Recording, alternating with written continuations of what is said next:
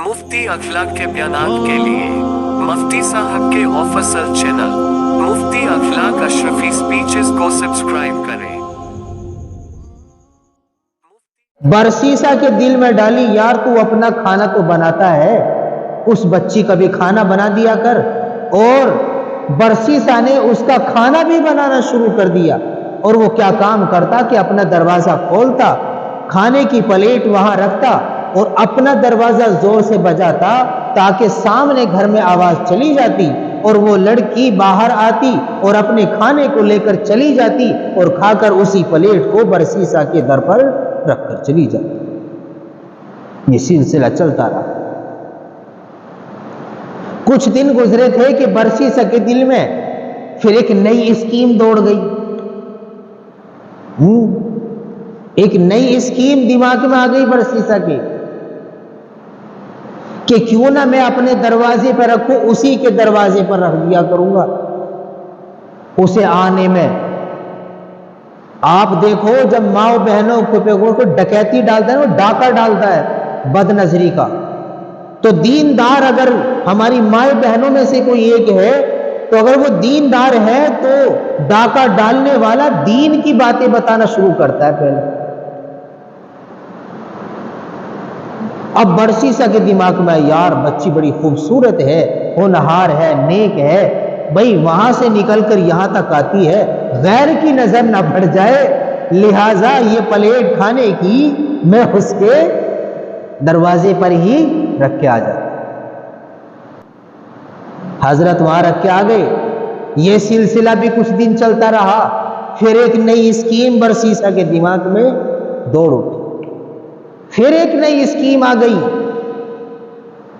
वो की स्कीम क्या आई कि बरसीसा ने अपनी छत पर टहलना शुरू कर दिया और उस लड़की ने भी टहलना शुरू कर दिया। अब क्या होता है कि बरसीसा उसको वाजो नसीहत कर रहे हैं छत से छत की तरफ। लड़की उन बातों को सुनती, नमाज पढ़ती, कुरान पढ़ती और अल्लाह से दुआएं करती, तस्बीहात पढ़ती। बरसीसा को ये यकीन हो गया कि मेरी बातों का इस बच्ची पर असर हो रहा है, लिहाजा ये बहुत खुशी की बात है कि बच्ची ने नमाज पढ़नी शुरू कर दी, कुरान पढ़ना शुरू कर दिया, तस्बीहात पढ़नी शुरू कर दी। अब जैसे ये कुछ दिन गुजरे हैं तो हजरत के दिमाग में फिर एक बात आई कि यार छत पे से नसीहत करना अच्छा नहीं है, रास्ते में लोग जाते हैं, उनको परेशानी होती होगी कि वो सुनते होंगे भाई पता नहीं बरसीसा किससे बात कर रहा है, किसको वाजो नसीहत कर रहा है, लिहाजा कोई और तरीका सोचा जाए। अब दोनों ने मशवरा किया कि हजरत आप अपने दरवाजे पर बैठ जाया करें और खड़े हो जाया करें और मैं अपने मकान में दरवाजे के पीछे खड़ी हो जाया करूंगी, आप वहां से मुझे नसीहत करते रहा करें। हजरत ने वहां से शुरू कर दी। कुछ दिन गुजरे थे, फिर एक स्कीम दिमाग में दौड़ गई। लड़की ने कहा बादशाह की कि हजरत आप एक काम कर लें, खड़े होना आपकी शायान शान नहीं है, आप नाज़ो नसीहत वाज़ो नसीहत करते हैं, अल्लाह के दीन की बातें बताते हैं, मुझे अच्छा रास्ता सिखलाते हैं, लिहाजा आप एक चारपाई का इंतजाम कर देते हैं, आप चारपाई पे बैठ जाया करो और मैं अपने महल में अपने घर में खड़ी हो जाया करूंगी। इस तरह से वाज़ो नसीहत करना आसान हो जाएगा। बहरहाल खैर वो भी सिलसिला चलता रहा। अब कुछ दिन गुजरे थे कि हजरत के दिमाग में एक स्कीम हो रहा है कि ये भी तरीका आने जाने वालों के लिए परेशानी का बाइस बन सकता है। लड़की से मशवरा किया, उन्होंने कहा कि आप एक काम कर लिया करें, मेरे दरवाजे पे बैठ जाया करें और मैं दरवाजे के अंदर आ करूंगी, वहां से करूंगी। अब ये मामला भी कुछ दिन चलता रहा, लेकिन शैतान को इस पे भी सब्र नहीं आया, क्योंकि उनके पीछे तो टारगेट था ना शैतान का। शैतान तो एक मिशन पे था कि इसकी इबादत, जिस इबादत की बलबूते पर बरसीसा का दूर दूर तक नाम फैला हुआ है, ये इबादत कैसे खराब की जाए, لہذا اس نے ایک نئی اسکیم دماغ میں ڈالی ہے. نئی اسکیم یہ ڈالی کہ آخر کے درجے برسیسا کو اندر داخل ہونے کی اجازت ہو گئی. اب داخل ہو گئی تو شیطان نے لڑکی کے دماغ میں ڈال دی بات کہ تو بال باندھ کے آیا کر برسیسا کے سامنے، منہ دھو کے آیا کر، سرخی لگا کے آیا کر، یعنی تھوڑا سا اپنے رنگ ڈھنگ کو صحیح کر کے آیا کر. اب یہ بات ڈالی تو اس نے ایسا ہی شروع کر دیا. لڑکی کے دل میں شیطان نے برسیسا کی محبت ڈال دی.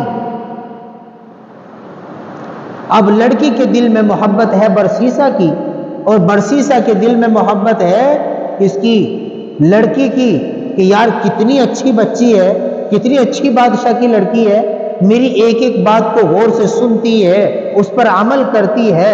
چلو اللہ کا شکر ہے کہ عمل پہ کھڑی ہو گئی ہے. اب برسیسا کو یہ ہو گیا چلو میری ساتھ کوئی تو ہے، میری بات کو سمجھنے والا اور اللہ کی عبادت کرنے والا.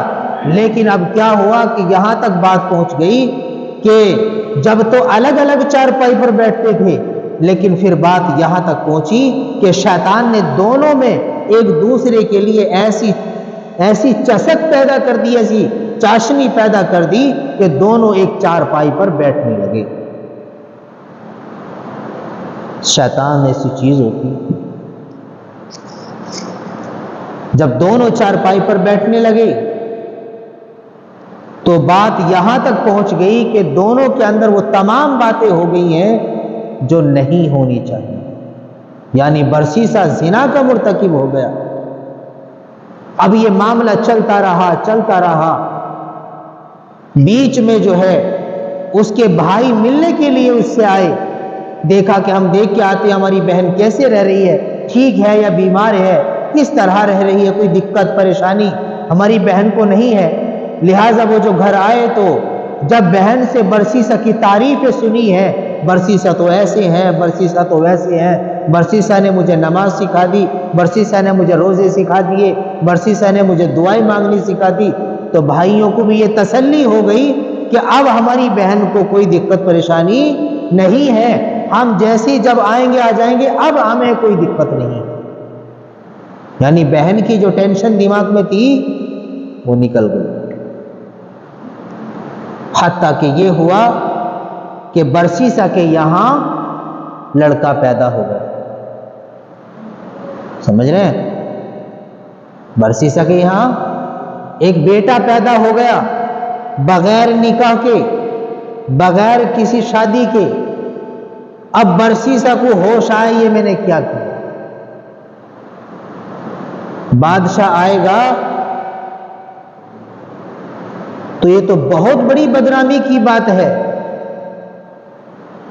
اب برسیسا پریشان، کروں تو میں کیا کروں. اس نے کیا کام کیا، شیطان نے اس کے دماغ میں بات ڈالی کہ تو بچے کو قتل کر دے، اور جب بچے کو تو قتل کر دے گا تو ماں کو کچھ دن بعد صبر آ جائے گا.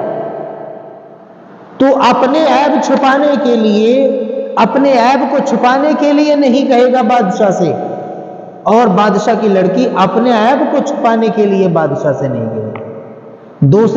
ایک دوسرے کے لیے دونوں ڈھال ہو جائیں گے، ایک دوسرے کا عیب چھپائیں گے، ایک دوسرے کے لیے بدنامگی کی کر کہ تاکہ ہماری بدنامگی نہ ہو. اب کیا ہوا کہ اس نے بچے کو قتل کر دیا. ماں نے کہا کہ میرا بچہ یہاں پہ تھا، میرا بچہ کہاں چلا گیا کہ میں نے تو اسے نہیں دیکھا.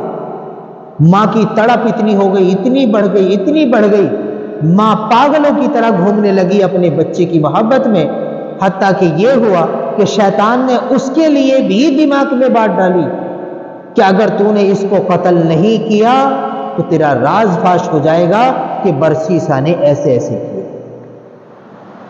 اب برسیسا نے کیا کیا کہ اس کو بھی قتل کر دیا.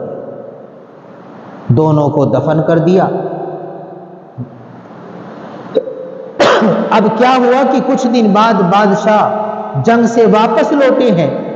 لوٹنے کے بعد بادشاہ نے کہا اپنے بیٹوں کو جاؤ اپنی بہن کو لے کر آؤ۔ برسیسا کے یہاں بیٹے گئے بادشاہ کے اور جا کر پوچھا کہ ہماری بہن کہاں ہے؟ برسیسا رونے لگا اور برسیسا نے کہا کہ آپ کی بہن تو بڑی نیک تھی، اللہ والی تھی، لیکن بیماری کی وجہ سے انتقال ہو گیا، لہذا بھائیوں نے صبر کیا اور واپس چلے آئے۔ اب رات کو تینوں بھائی جو آرام کرنے کے لیے لیٹتے ہیں اور نیند آ جاتی ہے تو شیطان بڑے بھائی کے خواب میں آتا ہے۔ اس نے کہا کہ تیری بہن بیماری کی وجہ سے انتقال نہیں کر گئی، بلکہ برسیسا نے تیری بہن کو مارا ہے، اور تیری بہن کا ایک بچہ بھی تھا، یعنی برسیسا کا ایک بچہ بھی تھا۔ برسیسا نے تیری بہن کو اور اس بچے کو دونوں کو قتل کر کے آنگن میں دبا دیا، صحن میں دبا دیا۔ اس کو بتا کر پھر دوسرے بھائی کے خواب آ گیا، دوسرے بھائی کے خواب میں آ گیا، دوسرے بھائی کو بتا کر پھر تیسرے بھائی کے خواب میں آ گیا۔ اب تینوں بھائی جو صبح کو اٹھے ہیں، ایک دوسرے کو جو بتایا، پتا چلا کہ تینوں بھائیوں کو ایک ہی خواب ایک ہی رات میں دکھائی دیا ہے۔ اب چھوٹا والا بھائی کو صبر نہیں ہوا، اس نے کہا کہ میں جا کر دیکھوں گا کہ خواب میں جو بات انہوں نے بتائی تھی وہ سچ ہے یا نہیں۔ لہٰذا اس بات کو لے کر وہ جو صحن کے پاس گئے اور صحن میں وہ جو گڈھے کھودے تو دیکھا کہ دونوں بہن کی بھی ہڈیاں موجود ہیں اور ایک بچے کی بھی ہڈیاں موجود ہیں۔ اب برسیسا کو گرفتار کر لیا گیا۔ اب برسیسا کو گرفتار کیا، برسیسا کو قاضی نے کہا کہ اسے پھانسی چڑھا دو، سمجھ گئے بھائی؟ برسیسا کو پھانسی چڑھا دو۔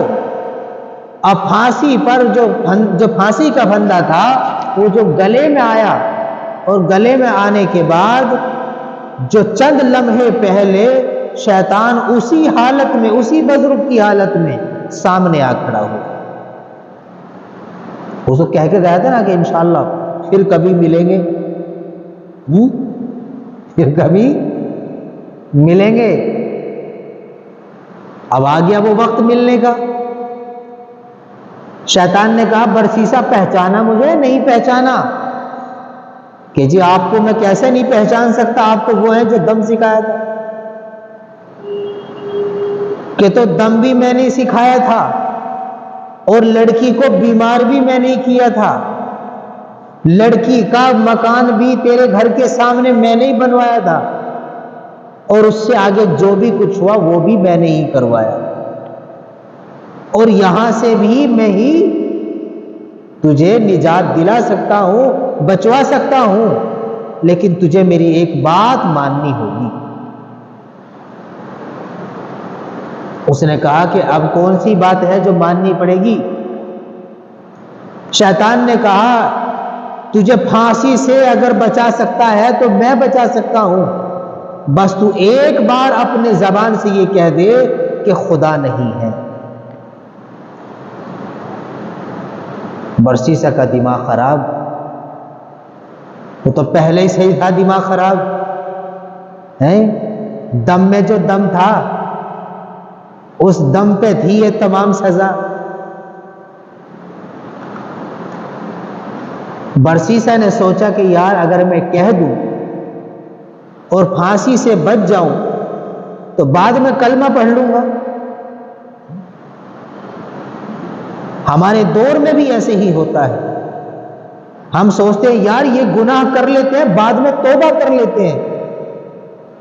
توبہ کا دروازہ تو کھلا ہوا ہے، لیکن اس بات کی گارنٹی کیا ہے کہ اللہ تبارک و تعالیٰ توبہ کرنے کی توفیق دے دیں گے؟